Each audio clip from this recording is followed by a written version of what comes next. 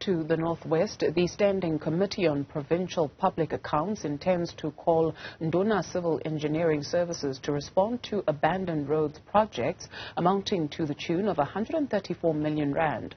The Provincial Public Works Department appeared before SCOPA and the Portfolio Committee and has reported that it has no record of any official termination of contracts. Refiloe Seboko is standing by to tell us more on this. Refiloe, good afternoon. Good afternoon, Dudu, and good afternoon to our viewers. Yes, that briefing had just concluded not so long ago, but there are some recommendations that were made or will be made by SCOPA in the Northwest together with the Portfolio Committee on Public Works and Roads. But allow me to welcome Chairperson of SCOPA in the Northwest Province, Mr. Job Tliso. Thank you so much and welcome to Newzroom Afrika. Let's talk about that presentation by the Department of Public Works. What are you accepting and rejecting based on the matter? Thank you very much. Indeed, we were having a meeting with Public Works today. They make their presentation, we give them the questions.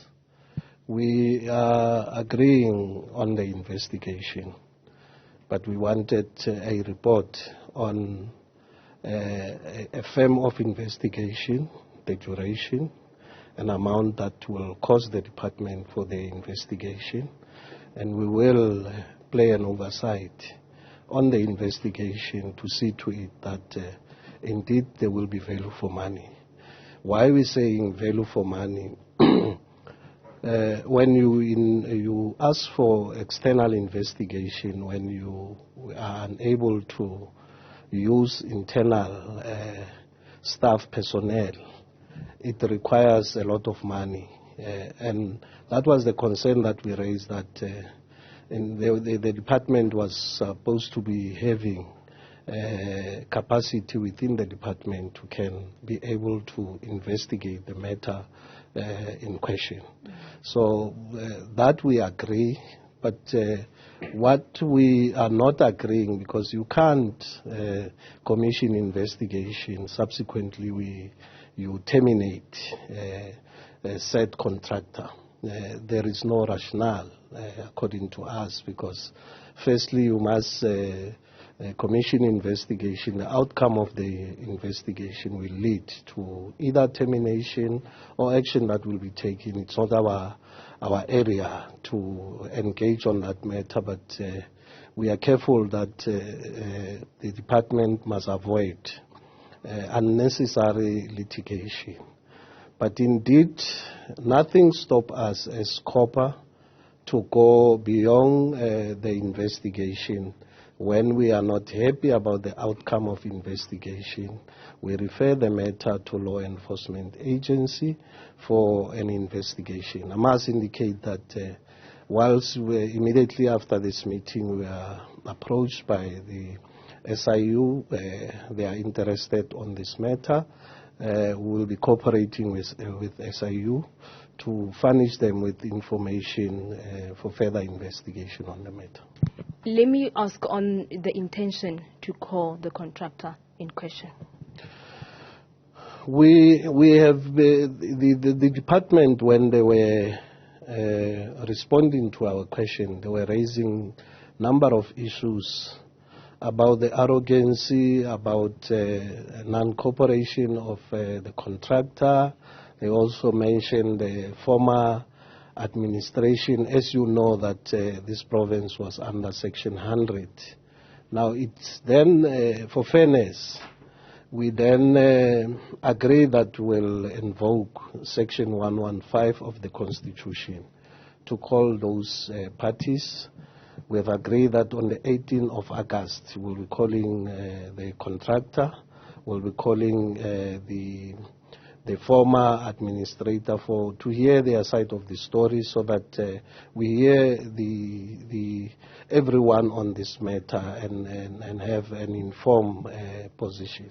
Thank you. Just before I hand over to you, Dudu, let's hear Mr. Chaile. Mr. Chaile, your comment based on what happened today.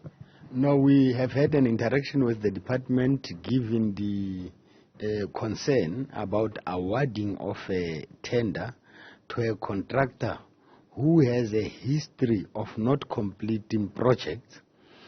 In their presentation, we have taken note that the department has omitted important responsibility of in terms of Treasury Note number 5 of 2006, that they should have sought the blacklisting of this service provider.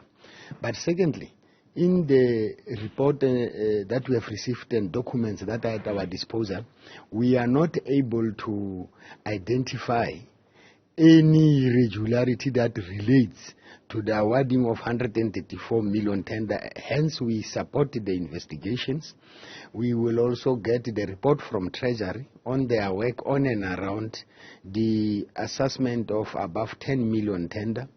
And, of course, both PPAC and Portfolio Committee will conduct their own thorough investigation once we have received the report.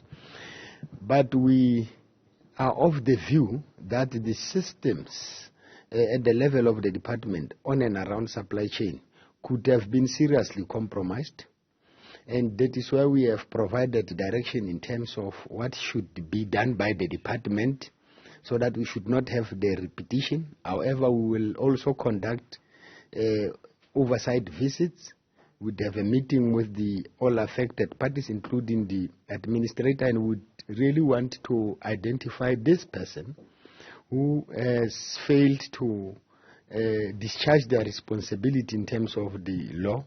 But importantly, once we have all the information at our disposal, we'll be knocking at the door of the law enforcement agency. As the chair has indicated, we have received the request from SIU indicating that the whistleblower had reported to presidency, and the presidency sent the issues to the Department of Justice, and it is Department of Justice that is now requiring SIU to act on this matter as well. Let's leave it there for now, Mr. Chaile. Thank you so much for your time. We'll leave it there for now, Dudu, and we'll wait as there will be some steps that will be taken forward into this matter. Thank you very much, Refiloe Seboko.